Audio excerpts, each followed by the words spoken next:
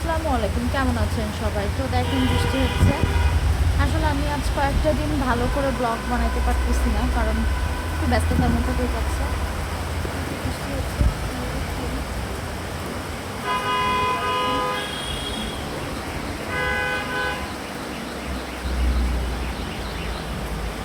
এটা হচ্ছে হাজারি গোলাপ,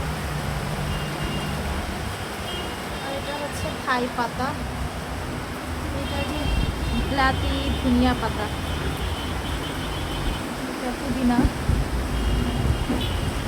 আর এটা গোলাপ। এই যে বৃষ্টি হচ্ছে, অনেক বৃষ্টি হচ্ছে।